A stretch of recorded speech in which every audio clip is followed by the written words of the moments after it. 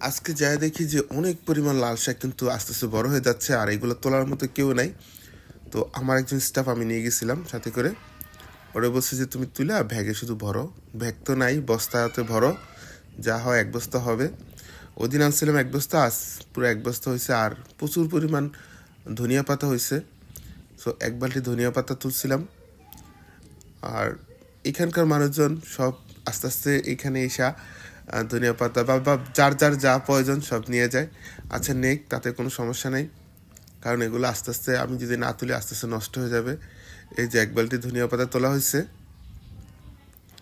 আর এখানে কিন্তু মরিচ আর কিন্তু হইতেছে আস্তে আস্তে, খুব ছোট। এগুলো হইলে আবার খুব ভালো লাগবো।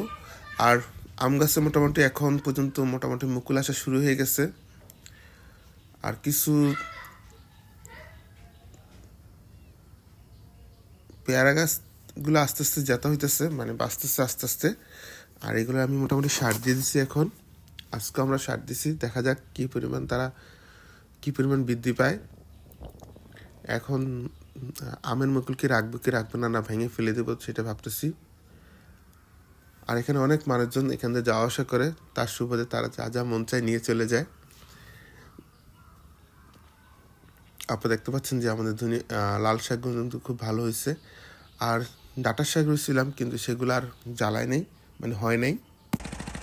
চাঁদপুর নদীকেন্দ্রিক হওয়ার কারণে চাঁদপুরের আশেপাশে এই পরিবেশ কিন্তু খুবই সুন্দর। আপনি চাইলে বোট নিয়ে যে কোনো এরিয়া আপনি ঘুরে দেখতে পারবেন। আর এখানকার পরিবেশ খুবই সুন্দর এবং নির্মল, খুবই দৃষ্টিনন্দন।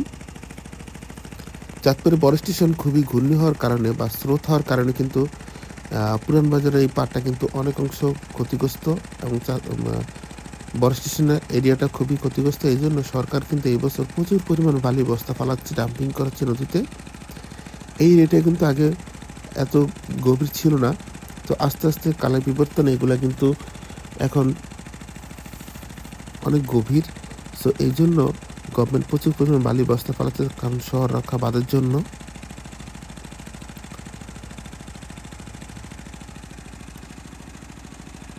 আপনারা দেখতে পাচ্ছেন চাঁদপুরের নদীকেন্দ্রিক এরিয়া, জাহাজ, লঞ্চ সব একসাথে ছুটে যায়।